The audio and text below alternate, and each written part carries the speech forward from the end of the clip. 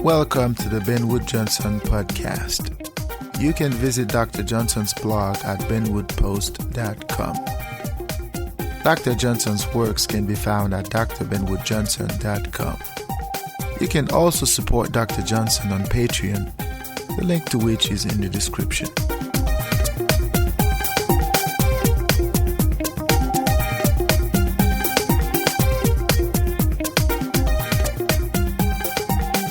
Hey, welcome back to the Ben Wood Johnson podcast. Today is September the 23rd, 2019. This is podcast number 38. I'm glad to have you back. I am glad to have you back. It's been a couple of weeks. But anyway, I'm back. Today we're going to pick up the pace. We're going to pick up where we left off. We're going to talk about education. But we're going to change philosopher. Over the last few weeks, we've talked about John Dewey and his approach to education, particularly when it comes to experience in education. Today, we're going to talk about Jean-Jacques Rousseau, as he's always referred to in my corner, Gigi Rousseau. I remember in high school, I had a professor who used to call him Gigi Rousseau, and he would really like Jean-Jacques Rousseau. Mr. Alain, that was his name. Anyway, today we're going to be talking about Rousseau and his philosophy. Of course, we are not going to delve into Rousseau. I recently published a book about Jean-Jacques Rousseau. It is titled Jean-Jacques Rousseau, a collection of short essays. So if you want to learn more about Jean-Jacques Rousseau, if you would like to learn more about my take on him, grab a copy of this book. It is currently available on all the major online retailers, so if you want that book, you will find it. In any case, today we're going to delve into Jean-Jacques Rousseau, into how he understood the world, but we will focus particularly on his understanding of education. So this is going to be an interesting podcast. Of course, we're not going to linger on Rousseau. This is going to be just one podcast on him. Like I said, if you'd like to learn more, grab my book, and I highly recommend this book. In any case, if you'd like to learn more about Jean-Jacques Rousseau, you are in the right place. So today we're going to talk about how he viewed education, how he viewed philosophy, how he viewed morality in man. So without further ado, let us delve right into it.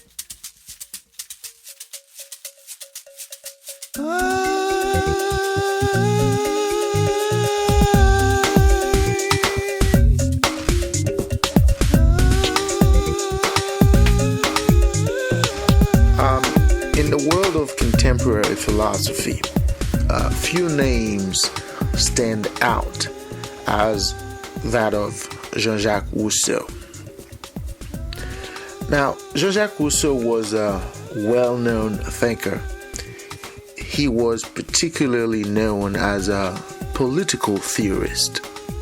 He wrote several books, essays about politics, about society. Rousseau is famous for his diatribes about the social contract. Still, the persona remains an enigma to most. So today, in this podcast, we are going to talk a little bit about Jean-Jacques Rousseau. Now, who was Jean-Jacques Rousseau? Now, first of all, we have to understand that Rousseau lived in France. Although the popular assumption is that Rousseau was French. But Rousseau was not French. Rousseau was born in Geneva, Switzerland on June 28, 1712. Nonetheless, he died in France on July 2nd, 1778. Aside from his intellectual talents, Rousseau was a composer, but he was mostly known as a writer. Now, Rousseau was considered someone who had a major influence on the Enlightenment of Europe. He had written several works which had a tremendous response from the public. And, Rousseau was he was a famous writer. He was a famous person even when he was alive. Even though Rousseau was known as a political theorist, his works extended beyond politics. In fact, Rousseau had produced works in various fields, including politics, economy, and education in particular. Okay, So Rousseau sort of built himself gradually. But Rousseau hit fame around 1750. He was about 38 years old when he became famous. And this was in part because of the work he produced about the arts and science. Actually, the work itself was titled The Discourse on the Arts and Science. So in this work, Rousseau argued that science and the arts are going to contribute to a corruption of morality. He argued that sciences are particularly poisonous to the human mind, particularly when it comes to morality, to ethics. He argued that the value, the intrinsic value of men, is eroding. Or at least is going to erode even further as a result of science. One could argue that Rousseau was right, because the more the sciences have evolved, the less men sort of recoil to the age of incivility, to the age of immorality. Somehow Rousseau saw a connection between the sciences and the arts and morality. So this is to say that Rousseau was not only a political theorist or a political essayist, he was also a moralist. So he wrote extensively about the role of ethics in society, about how the value of a man is based on his moral virtue. In 1754, Rousseau produced another work. This work, though, he didn't attract as much attention as the previous one. But in this work, Rousseau sort of talks about inequality amongst men. In fact, the work was titled The Discourse on the Origin of Inequality. Now, some have argued that this work, although it wasn't as popular as the previous one, allowed Rousseau to become the philosopher or the great thinker that so many people seem to think that he was. Rousseau talks about the degree of inequality, the origin, if you will, of inequality among men. He talks about two kinds of inequality. He talks about the what he called like natural and physical inequality, and he also talks about moral or political inequality. Of course, we could argue that there's not much of a difference between the two, but Rousseau sort of delineates those two as to what we do as individuals, at least from an individual standpoint, and what we do when we function as a collective. Okay, one of the most famous works Rousseau produced was about political economy. Some of Rousseau's works include publications about social contract and political economy. So Rousseau sort of, placed himself on the pinnacle of some of the great thinkers in human history. But of course, that doesn't mean that everybody agrees with Rousseau. There are dissenting views. There are dissenting opinions as to the valor of Rousseau as a thinker. The degree to which what he was saying makes sense. So Rousseau was not always seen as somebody who discovered the essence of life. In other words, Rousseau's words were not golden, at least not to everybody. So there were those who disagree with what he had to say. But one thing that most people would not disagree with is the notion that Rousseau sort of participated in consequential moments in human history. For instance, it is believed that Rousseau influenced the French Revolution and the American Revolution as well. So Rousseau is credited to have had a major impact on thinkers such as Karl Marx, Hegel, Immanuel Kant, just to name a few. But Rousseau is well known as a person who contributed enormously to philosophy.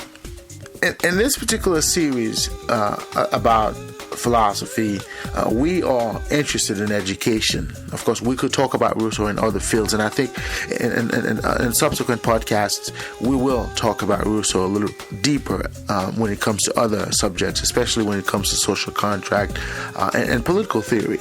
But for today, let us focus on Rousseau as far as education is concerned. Because as I mentioned in the beginning, Rousseau was also an educational philosopher. What that means is that he wrote extensively about education. One of the most famous works Rousseau completed about education is the work titled Emile, or On Education. This work places Rousseau as an authority in education, but Rousseau had a particular understanding about what education is, what it should be, who should be part of it. Rousseau understood that education is an important pillar of any society, but he believes that education must involve the individual as much as the collective. So education is not, as it is today, the collective. At least some individuals decide what education is or ought to be. So from Rousseau's vantage point, education is inclusive. It should take into account the individual and the collective. At least it should take into account the needs of the collective and the needs of the individual.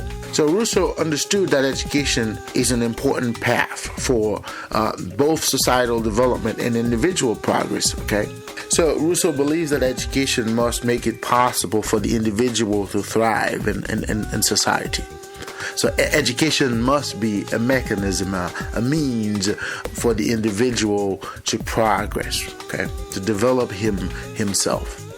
Of course, as we have discussed in previous podcasts, the concept of education is one of the mysteries of literature. Right? A lot of people talk about education, but not many people understand what it means, or what does the concept mean. There's always misunderstanding as to what is an education, who has it, who should have it, what the purpose of education is, what such a purpose should be. Now, of course, we are not going to delve into this aspect of the debate in this podcast, but this is to say that Rousseau had a clear understanding as to what education is or what it should be. From his perspective, education ought to be a way for the individual to be himself. Education is important for the individual as much as it is important for the collective, but it must be a mechanism for the individual to experience growth, or for the individual to find himself in the world, to discover himself in the world in the process. In the work Emile, Rousseau sort of put the individuals in the forefront of the debate. He argues that nobody was born with titles in society. Those are things that we acquire as we evolve in the social milieu. Morality is also important. Sort of there's this connection between, education and morality in the individual. So education is supposed to be this mechanism which allows the individual to learn about the world in such a way that the individual is able to construe his own morality, to put it this way. So Rousseau believes that educators should teach, at least should transfer skills, knowledge to the individual. Those skills and knowledge would in turn allow the individual to seek intellectual independence. That intellectual independence would sort of become the guide for the individual in terms of his understanding of morality and political values. So Rousseau argues that education is important. It is the period which the individual is malleable intellectually. So education is supposed to allow the individual to find the path, at least the necessary path, to make himself a valuable member of society. And making himself a valuable of society requires the individual to have intellectual independence, which would allow the individual to have a sense of what is right and wrong in society. Of course, we could argue that this is not the case. Education these days is somewhat the opposite of what Rousseau was saying. Nonetheless, we've talked about this in previous podcasts. It is irrefutable that there is a problem with education the way it is structured today. It is irrefutable that education today is leading to the malaise or to the doom of the individual, or the collective for that matter, instead of allowing the individual to reach a level of enlightenment where the individual is able to look around and see things for what they are and not what he is being told that they are. Education is sort of like an indoctrination. Of course, you could argue what is the difference between what Rousseau was saying and what is being done today in terms of indoctrination. But the bottom line is this.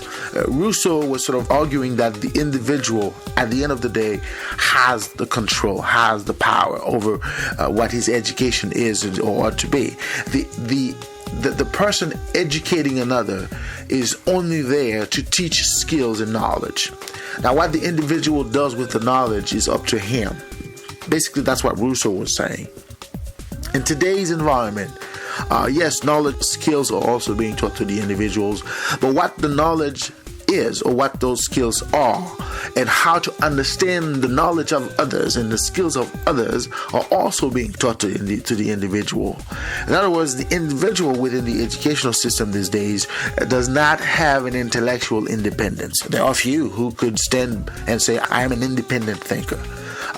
Today, if you do not do things according to a certain worldview, you're not going to do things at all. And that's one of the reasons I refuse to be part of this crowd. I refuse to be like so many others are. I refuse to let myself be according to somebody else's understanding of what I should be. Rousseau was saying the same thing. He thought the individual ought to be independent in his way of thinking. The individual ought to be independent because, after all, most of the things I've talked about in this podcast makes him unorthodox to some people, right? You may say, well, this guy is saying a bunch of things that I don't usually hear other people say, right? Now, that doesn't necessarily mean I speak gold when I talk in my podcast, but it is the intellectual independence. I speak what I think is happening in the world. I speak my mind in terms of what I understand about the world, and there's nothing wrong with that. You may disagree with what I am saying. You may have questions as to the rationale, the logic of most of the things that I've said so far in my podcast, but you shouldn't, or you couldn't, or it wouldn't be, you should not deny me the right to speak those things, because that's what intellectual independence entails, that I have the independence. I have the freedom or the perception thereof to speak my mind, to say things the way I see them. I'm not guided by somebody's understanding as to what I am saying. Now, you might ask, what is the purpose of you making these podcasts? Are you trying to influence others to see things the way that you do? Now, the answer is no. These podcasts are intended to share my understanding of the world with you. You could accept or reject what I have to say. If what I have to say happens to make you see the world a certain way, that is your choice. It is your intellectual independence. Of course, when I speak about choice, I'm cautious as to what that means. The idea that somebody has a choice. I have reservations as to what that means. But what I'm trying to say is that you make of what I say what you want to make of it. I am not trying to force you to see the world the way I do. I believe that I do have intellectual independence. I believe that I do see the world differently from most people. And I believe that this is good for me. This is good for my psyche, because I know that I am not part of a chorus repeating things that everybody else is saying. But it is a way to share my views. It is a way to share my understanding. And Jean-Jacques Rousseau was saying something similar. The individual has to be able to speak his mind. He has to be intellectually independent. That is going to allow him to form an understanding of the world that is virtue, that is moral at its core. We couldn't say the same for most people today. Most people that are the product of our educational system, and I'm not talking about a particular country, they are what we usually say in French, at least in Creole, Jacques répète, meaning they sort of repeat what was said to them, and sometimes they don't understand. It's always fascinating to hear so-called philosophers or thinkers speaking, in every sentence they tell you what somebody else said.